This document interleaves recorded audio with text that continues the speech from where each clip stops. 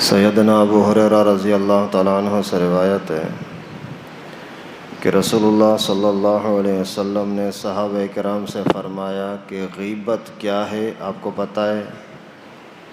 صحابہ کرام نے عرض کیا کہ اللہ اور اللہ کے رسول کو پتہ ہے، ہمیں پتہ نہیں ہے۔ تو رسول اللہ صلی اللہ علیہ وسلم نے فرمایا کہ آپ کا اپنے بھائی کا اس طرح کا تذکرہ کرنا جس کو وہ خود ناپسند سمجھے، یہ بھی غیبت ہے۔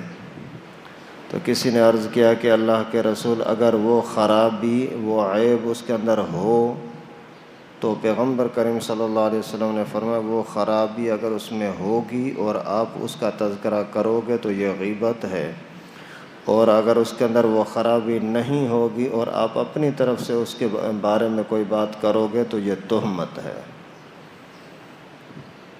غیبت اور تہمت یہ دونوں کبیرے گناہ ہیں، اور کبیرہ گناہوں کے بارے میں احادیث مبارکہ میں آتا ہے کہ اس کی سزا جہنم ہے۔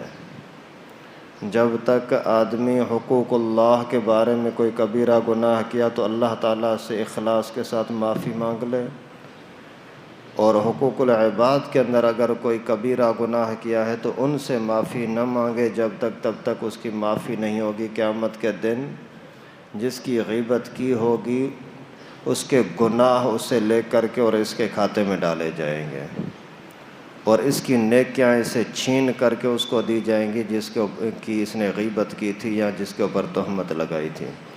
بڑا خطرناک مرحلہ ہے غیبت کا، اور غیبت ایسی عجیب بیماری ہے جو اس سے بہت ہی کم لوگ بچتے ہیں، زیادہ تر لوگ اسی کے اندر پھنسے ہیں۔ حدیث مبارکہ میں آتا ہے غیبت زنا سے زیادہ خطرناک ہے۔ ابھی کہاں زنا، نسل تباہ ہو جاتے ہیں، قتل و غارت کا معاملہ ہوتا ہے، اور کہاں غیبت۔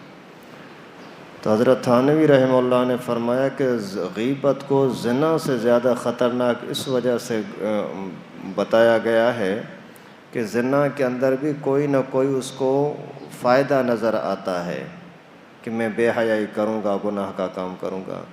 غیبت میں تو کچھ بھی فائدہ نہیں ہے، اور خالص گناہ ہی گناہ ہے، اور کوئی فائدہ نہیں ہے۔ اس وجہ سے اپنے آپ کو عذاب سے بچانے کی کوشش کریں، غیبت سے بچائیں۔ اور غیبت کس کو بولتے ہیں؟ جو خرابی کس کے اندر پائی جائے وہ بیان کرنا، یہ غیبت ہے۔ مثال کے طور پر مجھے کسی بندے کے بارے میں پتہ نہیں ہے، کسی نے آ کر کے بولا یہ نماز نہیں پڑھتا، یہ چرس پیتا ہے، یہ شرابی ہے، یہ زانی ہے، یہ گانے سنتا رہتا ہے، یہ ایسا کرتا ہے ایسا کرتا ہے، تو یہ غیبت ہے۔ اور اگر اس کے اندر یہ نیت ہے کہ یہ اس کو بلا کر کے اور استاد اس کو سمجھا دے پھر تو اس کی گنجائش ہے، لیکن آپس میں جو ایک دوسرے کو بتاتے ہیں وہ اس کی عزت خراب کرنے کے لیے بتاتے ہیں، اس کو سمجھانے کے لیے نہیں بتاتے۔ اگر عزت خراب کرنے کے لیے بتا رہا ہے تو یہ غیبت ہے، اس کی سزا جہنم ہے۔ اور اگر حقوق العباد کے اندر اگر کسی کے اندر کوئی خرابی ہے تو اس کے پھر مختلف حیثیتیں ہیں۔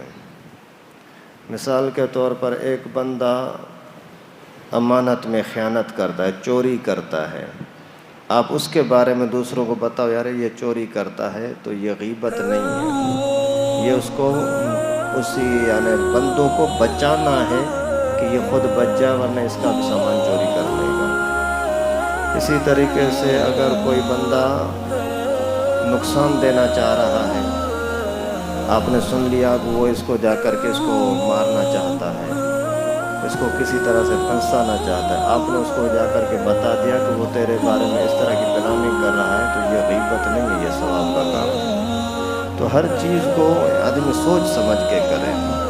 اگر کوئی بات کرنی ہے کسی کے بارے میں تو اس میں پہلے تھوڑا سا سوچو کہ آپ کے اس بات کرنے میں فائدہ کیا ہے، نقصان کیا ہے، اللہ تعالیٰ راضی ہوں گے یا ناراض ہوں گے، یہ ساری چیزیں سامنے رکھ کر کے پھر کوئی فیصلہ کرو، پھر کوئی زبان پر بات لاؤ تو ٹھیک۔